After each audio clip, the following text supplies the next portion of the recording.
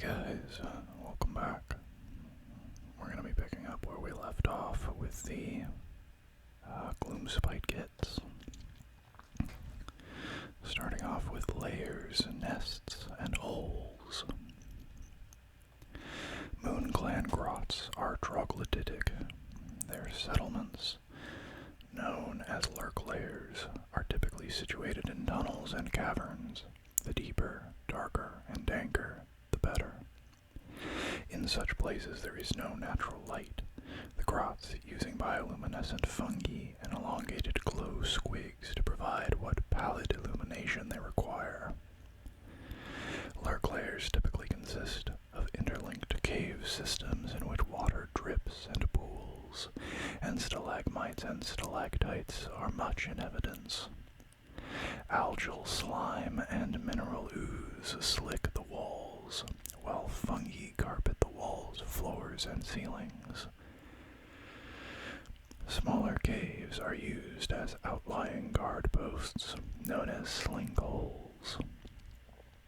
The larger caves throng with hollowed-out fungal dwellings, ramshackle squig paddocks, and huts made from pilfered junk to house important figures such as the local shaman, loon boss, and the like.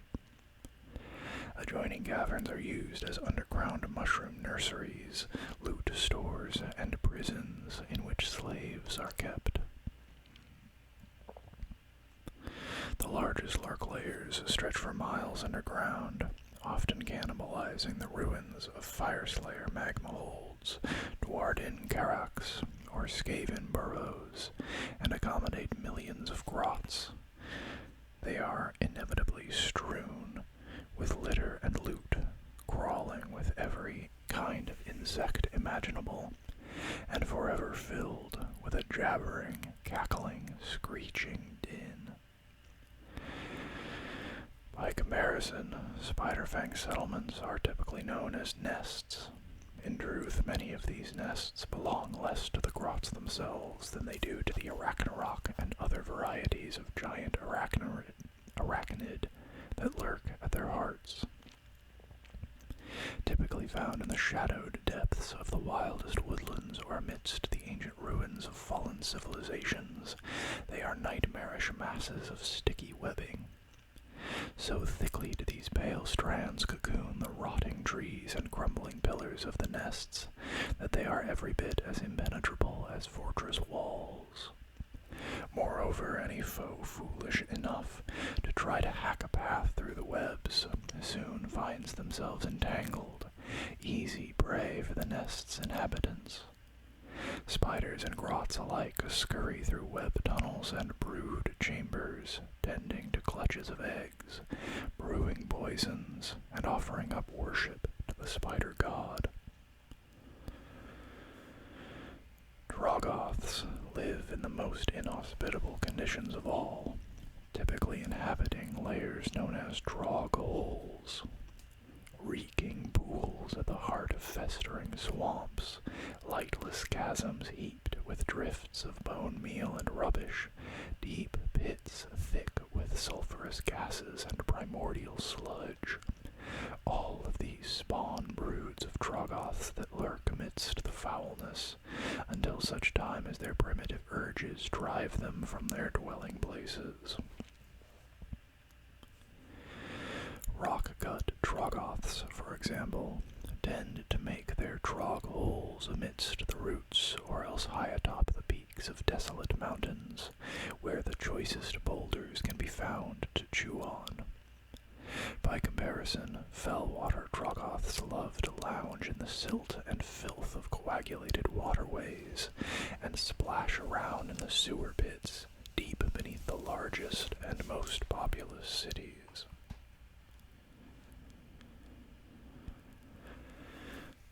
Scrappa Spill. The most powerful Moon Clan and Spiderfang warlords give themselves overblown titles like Under Emperor of the Gloomy Lands, Grot Lord of the Yumi Skinners, or Great Grand Scuttle Chief.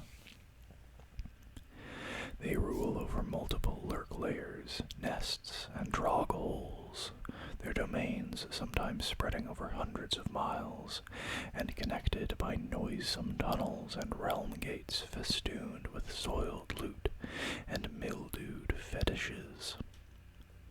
Such rulers can call upon vast Gloomspite hordes to enact their will, which is inevitably malicious and destructive. That said, unless they have been fortunate enough to feel the clammy hand upon them, the ambitions of these grot overlords usually end up outstripping their abilities, and often lead to infighting and the ultimate collapse of their sprawling territories. Such has not proved the case for Scrappa Spill, however. The Gloomspite kingdom of Scrappa Spill is perhaps the greatest of its kind, and is ruled over by Scragrot, the self-proclaimed king of the Moon Clans.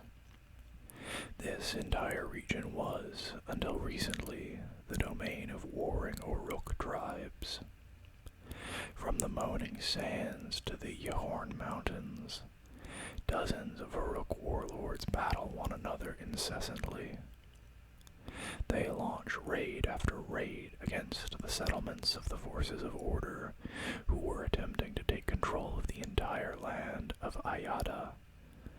Yet while the Orruks made war upon the fire slayers of the Grey-Feared Lodge and the Free Guild forces encroaching from beyond the Harkraken cloud banks, they paid no heed to a new threat gathering beneath their feet. When the Sheesh necroquake surged across Ayada, it woke the dead of countless wars who staggered from open graves and ashen pyres to assail the living. Though the Orruks and their enemies held the revenants off, their forces were weakened. Then came a darkening of the skies. Moisture formed and glistened on every surface, extinguishing fires and spoiling even the best stored victuals. Many-legged bugs scuttled through the gloom, and pale fungi grew at impossible rates into mushroom fields many miles across. As panic and madness spread through the forces of order and destruction alike, the bad moon swelled over the horizon and leered down upon all. At the same moment, Scragrot and his Gloomspite hordes burst from the foothills of the Yhorn Mountains, from the canyon fields around Lump's Loon Rock, and the burned-out mines of Galhalla. Bounding squigalanches and spider riders skitter mobs led the attack on every front, encircling and picking away at their reeling enemies. Troggoths broke the surface amidst the teetering scrap of the Orruk trophy mounds, and triggered landslides of junk that buried entire regiments. Then came the surging rush of Moonclan grots, led by the jeering arcane manifestations of summoned malevolent moons.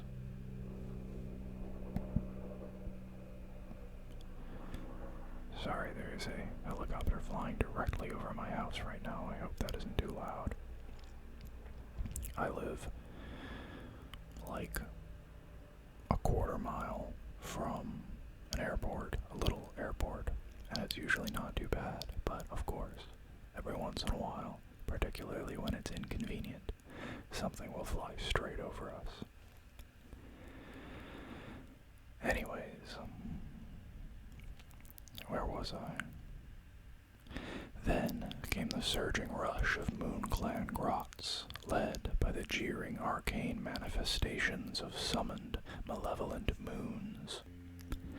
So well coordinated was Scragrot's invasion that a dozen enemy warlords were slain by treachery and ambush in a single night, impressing the bad moon so greatly that it vomited a cloud of asteroidal debris into the sky that spread a pall of darkness over Ayada. Scragrot's notoriety was assured, and his kingdom established in the twilight ruins of his enemies' strongholds.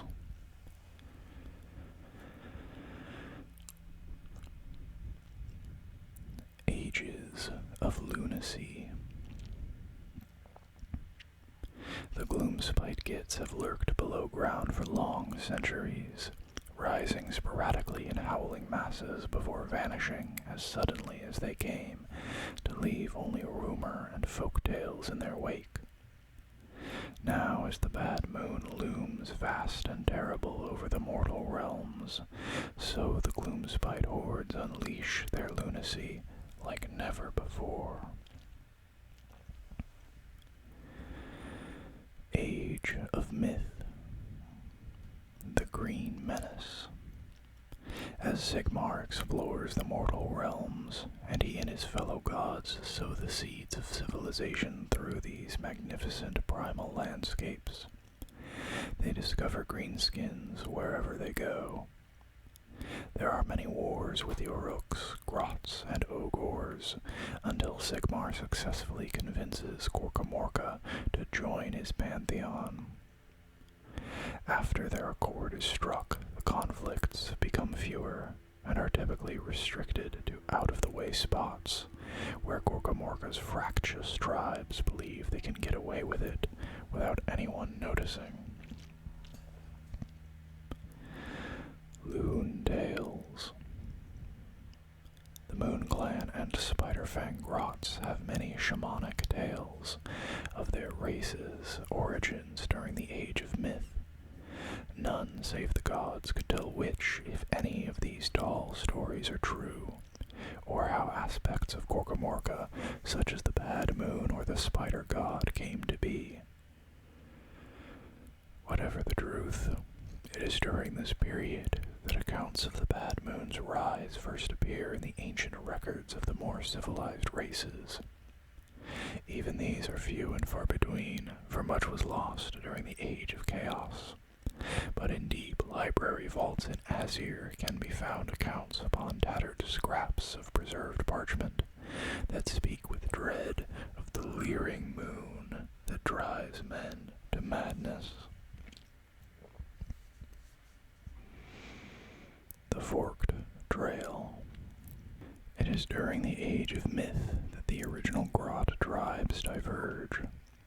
Led by the most daring, spiritual, or just plain bonkers amongst them, tribes of Grots venture into new environs and bond with them on a primal level. They also take to worshipping different aspects of Gorkamorka during this time, for they see signs of the great green god in whatever feature of their environment will most greatly benefit them or justify their spite and violence towards each other. The Git mob Grots, observing the furious face of Gork in the blazing light of Hish, gravitate towards the open plains, deserts, and steppes, taking the exact opposite tack.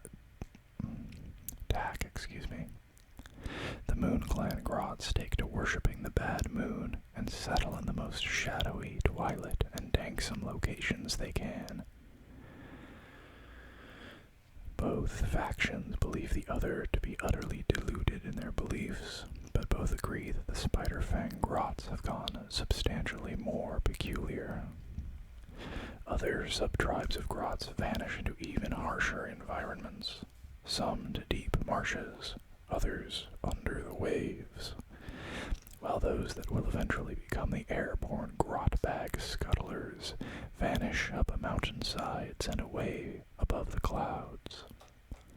The different tribes ally about as often as they war viciously with one another, but regardless of any enmities, when Gorkamorka calls a great waw, all the Grot factions still answer his summons.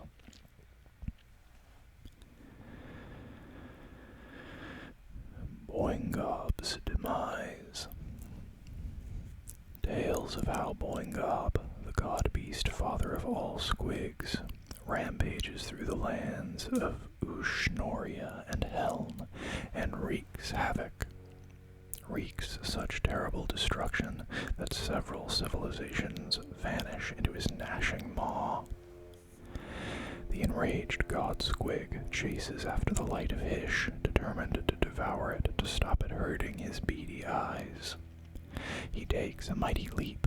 There is a blazing flash that is seen across the realms, and then his huge and smoldering skull crashes down, blackened by fires so hot that even a deity could not endure them.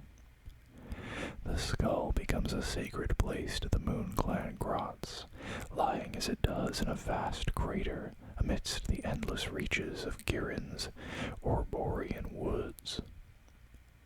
They tunnel into and around the huge skull and raise the most aggressive and deadly squigs, creating such a mighty stronghold that it will even endure the coming age of chaos.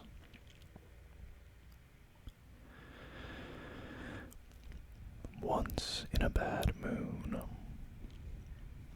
Throughout the Age of Myth, the bad moon is seen only rarely.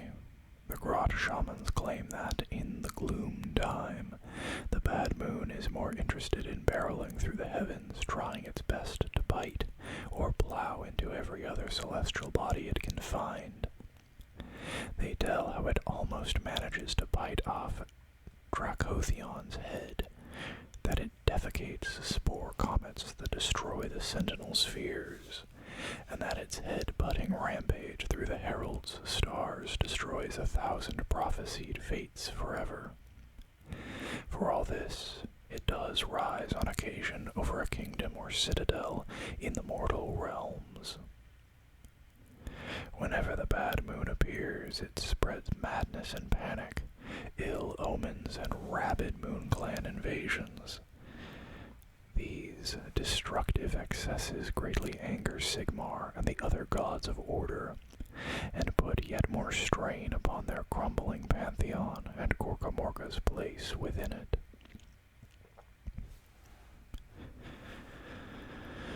Age of Chaos. Zig-Snack's Folly.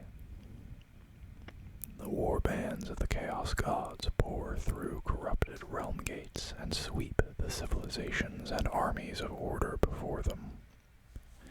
Inspired by visions of carnage, a fungoid cave shaman named Zig-Snack rallies an ever-growing Wa and leads his horde of grots, Uruks, and Ogors into one spectacular battle after another. His trail of destruction eventually catches the attention of Gorgos Ghoul, who turns his gore tide against the Wa before the gates of Phantosmia. The conflict lasts 8 days and nights, raging back and forth so that both sides come perilously close to defeat more than once. At last, Ghoul claims Zig-Snack's head, and with it victory. Zig-Snack's Wa is crushed with shocking brutality.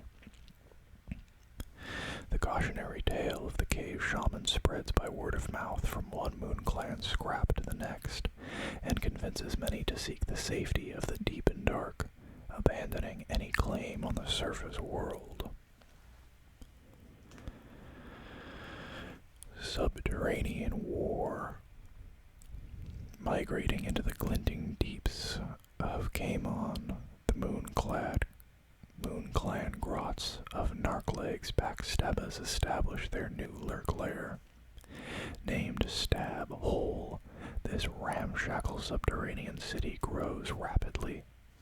The Grots ally themselves with the Dankhold and Rockgut Troggoths they encounter in the deeps, and their Segmapedes burrow new tunnels every day to accommodate the swelling grot population.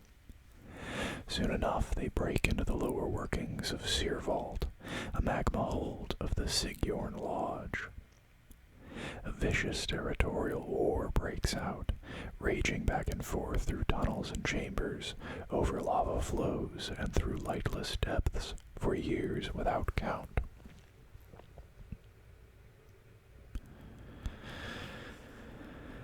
Spider Siege. Lord Effulgus of Nurgle establishes a vast and revolting dreadhold amidst the Panmerian jungles of Kirin. Named the Rotted Hold, this disgusting fortress sinks its roots deep and begins to corrupt everything around it. Enraged by the slow destruction of their tribal territories, the shamans of no fewer than 16 different stock tribes mass their forces and assault the Rotted Hold from all sides.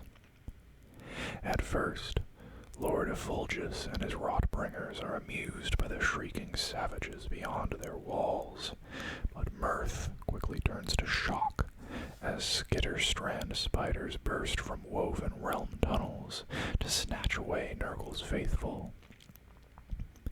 One such beast devastates Lord Effulgus's personal guard, while another destroys the plague laboratory that was the heart of his armory. Worse follows as dozens of Arachnarok spiders march from the jungle and scale the fortress's suppurating walls. Skittermob after skittermob of spider riders crawling around and over them amidst conjured scuttle tides, before falling on the Rotbringers like a scrabbling tidal wave.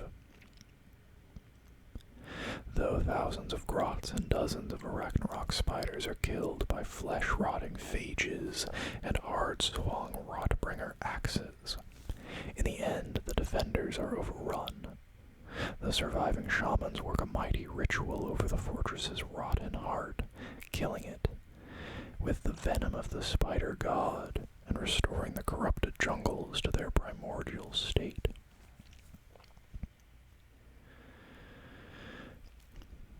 Bricket's Trap. The Slaneshi warbands of Prince Magnifix of the Glistening Reeve through the tunnels and vales of the Sambach Mountains. They drive out dozens of MoonClan scraps who ally under the leadership of Loon Boss Bricket, but cannot defeat their persecutors. Then come the signs. Snufflesquigs go wild, looncaps blossom, and shamans begin to rave. Realizing what's coming, Bricket lures Magnifix's horde into the great Shroom Vale where, sure enough, an impossible bounty of magical mushrooms is growing. Driven to sate their hedonistic desires, the Slanesh worshippers fall upon the mushrooms and are plunged into a state of psychedelic bliss. Yet as the bad moon rises over the vale, their euphoria turns to nightmares. Screams of madness and horror echo through the gloom as the Chaos Worshippers find fungus bursting from their bodies, and their visions leading them to madness and auto-cannibalism. Only then do Bricket's MoonClan hordes close in all around them, shivs glinting in the gloom.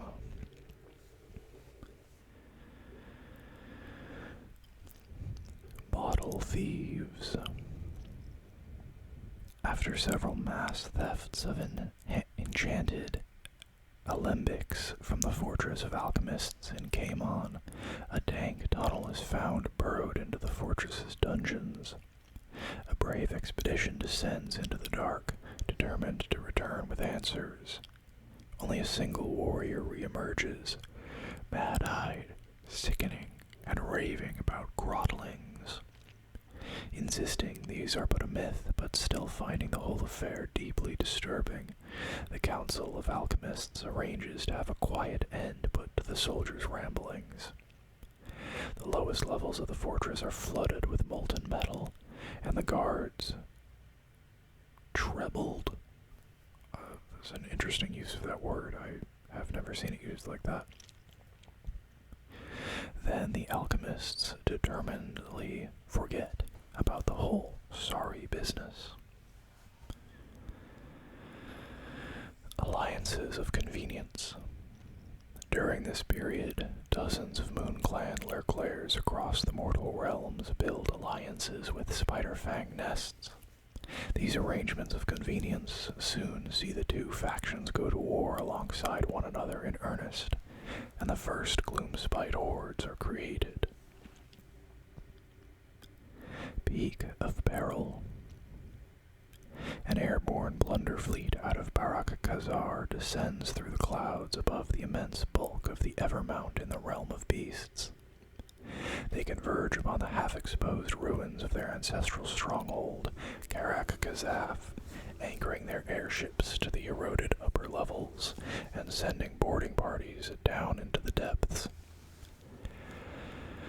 Amidst the spore-thick shadows of the lower depths, the Caradron overlords are set upon by wave after wave of shrieking grots, scuttling spiders, and lumbering Troggoths. They try to flee, but the Gloomspite horde overtakes them, and, before the order to cast off can be enacted, greenskins swarm aboard the fleet's airships. Several weeks later, lookouts on the Barak Khazar docks cry a warning. As the heavens darken, the twisted visage of the bad moon looms vast and near. Several dozen stolen airships plunge from its glare and slam headlong into the Dwarden Sky City, their enslaved and tortured captains still manacled to their steering apparatus. Though long guns and aethermatic conductors down several of the purloined airships, the rest manage to ram headlong into Barak Khazar and disgorge a tide of greenskins and monsters. Spore-thick winds howl along the streets, seeding the city with corrupting fungi. Grots vanish into the pipes and conduits of the city to wreak havoc, though the Caradron fight back with everything they have, when a second armada of grot-bag scuttlers appears to join the attack. Barak Khazar is overrun. Renamed Damoon City by its conquerors, it becomes a permanent Gloomspite enclave, high above the clouds. And that is where we are going to bring this video to a close. I hope you guys enjoyed it. If you did, please consider liking it and subscribing to the channel, and I will see you guys next time. Bye-bye.